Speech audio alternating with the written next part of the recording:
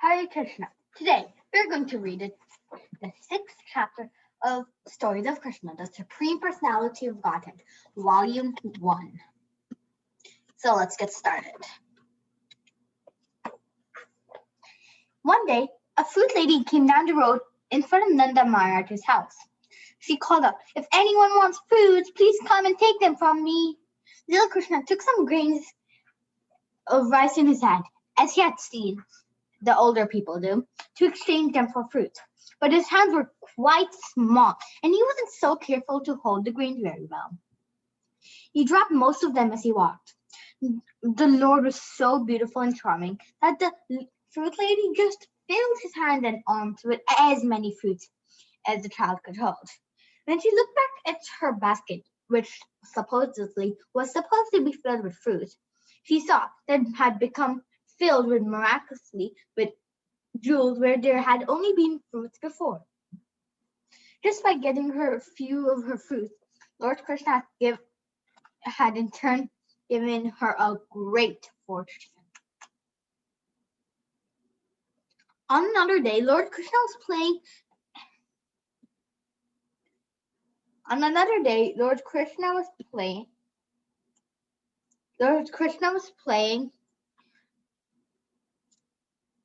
the bank of the Yamuna River. It was late in the morning, so Balrama's mother Rohini went there to bring them back.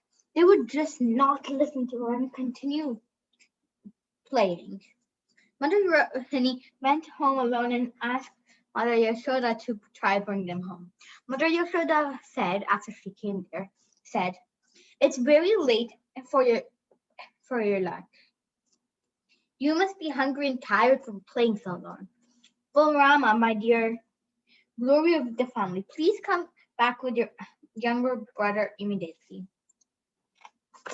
You have played all this morning.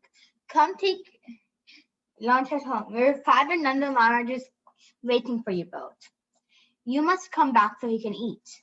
As soon as Krishna and Balrama heard that Nanda Maharaja was waiting for them and they could not take food without them, they started to go home. The other playmates cried, "Krishna, you're leaving just when we're having the most fun. Next time, we will not allow you to leave. In fact, next time maybe we should not let you play with us again if you are going to spoil the fun spoil everything by leaving so soon." Krishna became afraid, and instead of going back home, he turned to play with his friends.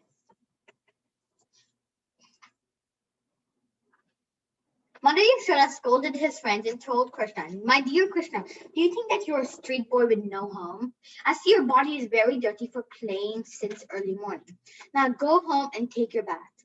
Besides, today is your birthday, and you should go back and give cows and charity to the Brahmana priests. Then later you can go on playing." When the children finally came with her, Mother Yashoda took them home and gave away many cows and charity to celebrate Krishna's birthday. One day, a day after Krishna's birthday,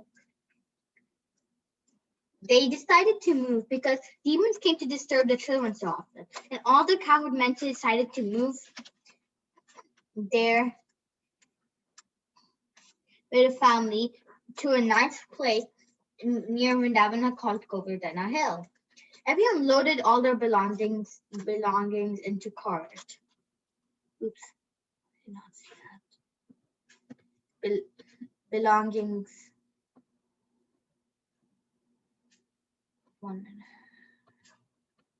Oops, I'm sorry. Yeah, here. I'm sorry. When we got there, they made a circle by keeping the carts all together. After seeing how beautiful Govardhana Hill was on the bank of the Yamuna River, they started to build their new homes with wood and hay, like huts, basically. Krishna and Balrama were now old enough to take charge of the small calves, so they went along with the little cowherd man. They went to the fields with their calves. Sometimes they played on the flutes, and sometimes they played ball with a monkey fruits. I mean, like it's a fruit that's round like a ball, so that we can use it in fruits. Sometimes they danced and made tinkling sounds with their ankle bells. Sometimes they pretended to be bulls and cows by covering themselves with a blanket.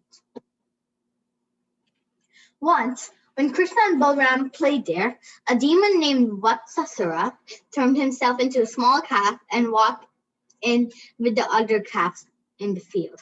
But Krishna saw this.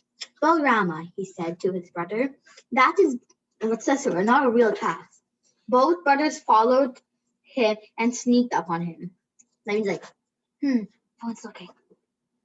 Haha.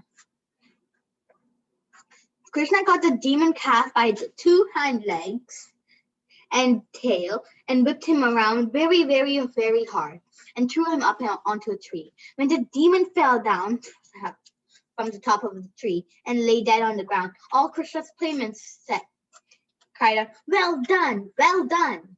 And the demigods in the sky showered flowers with great satisfaction.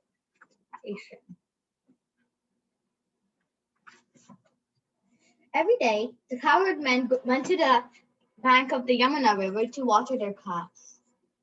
The boys would drink water also. While drinking one day, they saw a huge animal moving slowly towards them.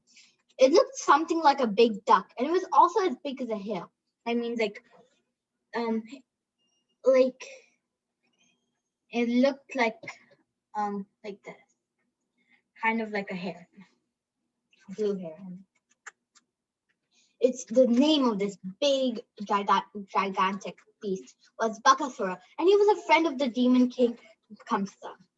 Without warning, he attacked Krishna with his sharp beak and swallowed him up.